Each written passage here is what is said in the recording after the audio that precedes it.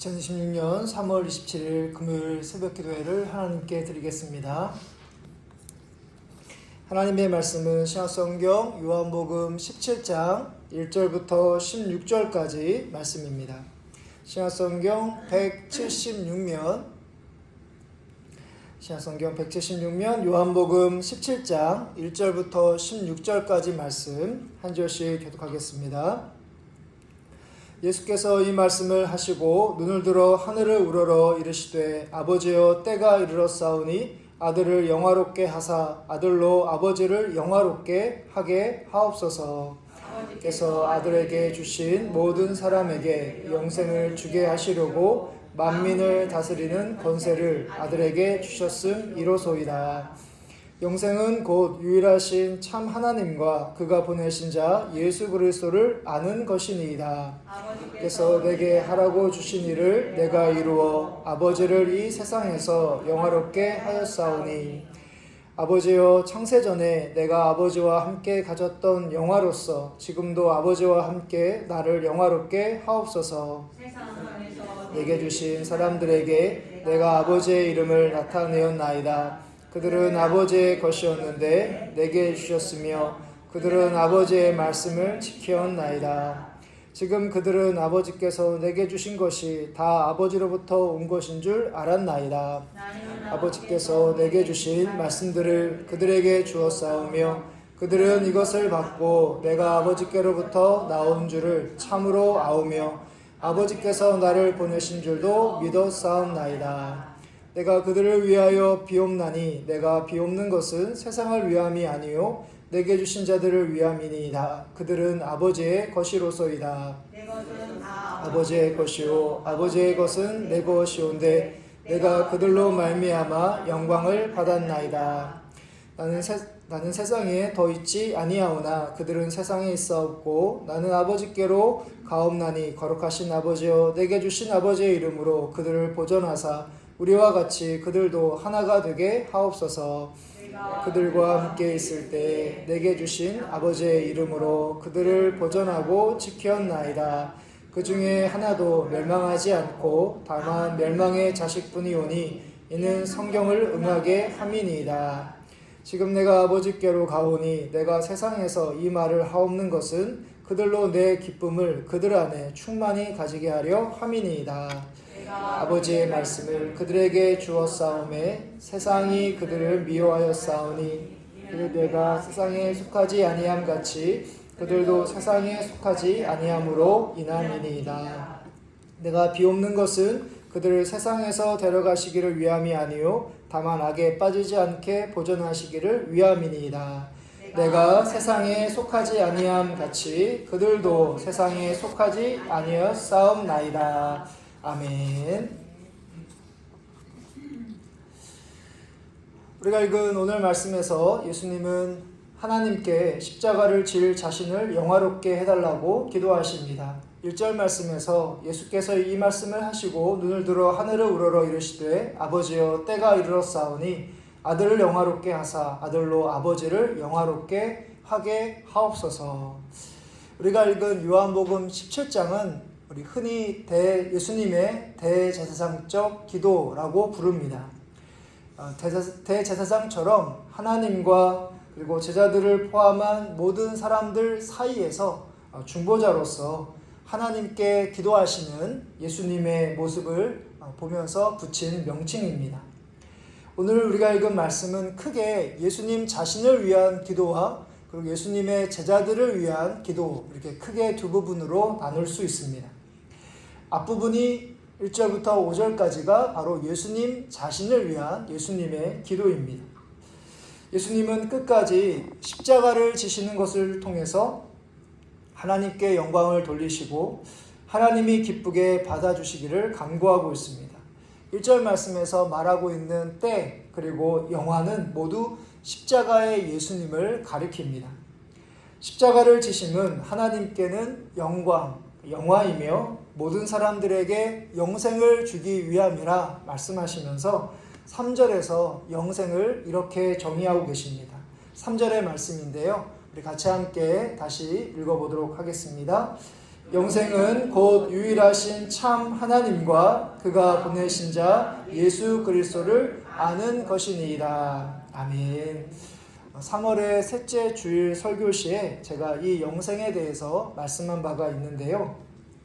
여러분들이 이미 알고 있는 그 영생의 의미, 그러니까 영생이란 우리가 이 땅의 삶을 살아가다가 생을 마친 후에 천국에 이르러 하나님과 영원히 같이 함께 살아가는 그것을 영생의 의미와 함께 예수님께서 오늘 말씀에서 직접 말씀하신 이 영생의 의미를 깊이 생각해 보셨으면 합니다.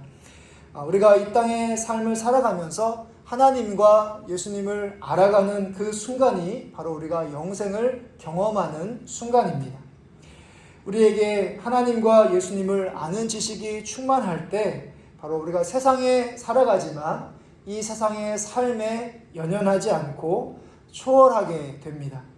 또한 우리가 속한 삶의 자리에서 성령의 인도하심을 받아서 하나님을 기쁘시게 하며 신실하게 삶을 살아갑니다. 그러니까 하나님과 예수님을 우리가 아는 것을 통해서 우리가 영생이라는 것을 알아갈 때 순간순간마다 하나님께 초점을 맞추게 되고 예수님의 뒤를 따라가게 됩니다. 우리가 이 세상에 살면서 어디에서 무엇을 하든지 바로 영원한 생명을 누리면서 살아갈 수 있는 것이죠. 예수님이 십자가를 통해 하나님께 영화롭게 하셨듯이 우리가 예수님을 알아감으로 하나님을 알아감으로 이 땅에서 영생을 누리는 여러분들 되시기를 간절히 바랍니다. 예수님 자신을 위한 기도 후에 이제 예수님은 6절부터 19절까지 아주 길게 제자들을 위해서 예수님의 제자들을 위해 기도하고 계십니다. 예수님은 제자들을 아버지의 것으로 삼아주심에 감사 기도를 드리고 계십니다. 6절의 말씀을 보면 세상 중에서 내게 주신 사람들에게 내가 아버지의 이름을 나타내었나이다. 그들은 아버지의 것이었는데 내게 주셨으며 그들은 아버지의 말씀을 지켰나이다. 누가복음 6장의 말씀을 보면 예수님은 밤새 기도하신 후에 12명의 제자들을 선택하시는 것을 볼 수 있습니다. 무슨 말이냐면 예수님은 제자를 선택하기 위해서 밤새 하나님께 기도하셨고 바로 하나님께서 그 기도, 예수님의 기도에 응답하셔서 허락하신 그 제자들이 바로 12제자라는 사실입니다. 그래서 제자들과 관련한 예수님의 오늘 말씀에 나와 있는 믿음의 고백은 뭐냐면 하나님이 제자들을 세상 사람들 중에서 택하셔서 예수님께 주셨다라는 것과 그들이 하나님의 말씀을 지켰다는 것입니다. 예수님에게 이 믿음이 있었기 때문에 비록 처음부터 끝까지 제자들의 믿음이 연약하고 심지어 이제 곧 예수님을 배신하고 예수님을 버리고 떠나게 될 그런 모습이지만 예수님은 제자들의 이런 모습에 실망하지 않으셨고 하나님께 영광을 돌리는 기도를 드리실 수 있으셨습니다.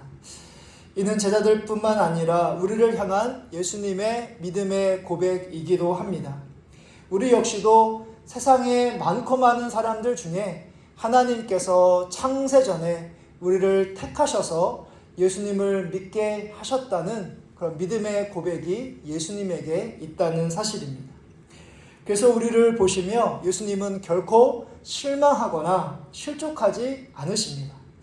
우리가 온전하고 완벽해서가 아니라 하나님이 우리를 택하셨다는 그런 믿음이 예수님에게 있기 때문입니다. 우리가 하나님으로부터 택함을 받은 존재, 존귀한 존재라는 것을 항상 마음에 간직하시는 가운데 하나님께서 우리에게 주신 믿음을 계속해서 잘 지켜나가시는 여러분들 되시기를 바랍니다. 아멘. 이제 마지막 부분에서 예수님은 제자들의 하나됨을 위해서 그리고 그들이 악에 빠지지 않기를 기도하고 계십니다. 하나됨과 관련해서 예수님은 11절 말씀에서 우리와 같이 그들도 하나가 되게 하여 주시옵소서라고 기도하십니다. 그리고 악에 빠지지 않기를 위한 기도에서는 15절에 그 내용이 나와 있습니다. 그러니까 성부, 성자, 그리고 성령께서 하나이신 것처럼 예수님을 믿는 제자들도 하나가 되기를 위해서 기도하고 계시고 또한 그들이 세상에서 악에 빠지지 않기를 위해서 기도하고 계십니다.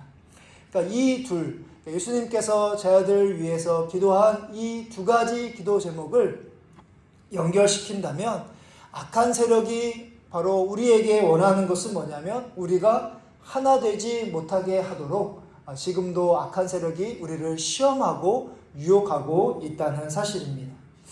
오늘도 예수님께서 우리를 위해서 기도하신 그 영원한 생명, 그리고 하나됨, 그리고 악에 빠지지 않기를 위해서 기도하셨던 것을 우리가 기억하는 가운데 우리도 이 땅에서 영생을 누리는 삶을 살아갈 수 있도록 우리 믿음의 공동체가 하나 되기를 위해서 그리고 악에 빠지지 않기를 기도하시고 그 기도한 대로 이루어지는 그런 삶을 오늘도 살아가시는 여러분들 되시기를 주님의 이름으로 축복합니다. 아멘.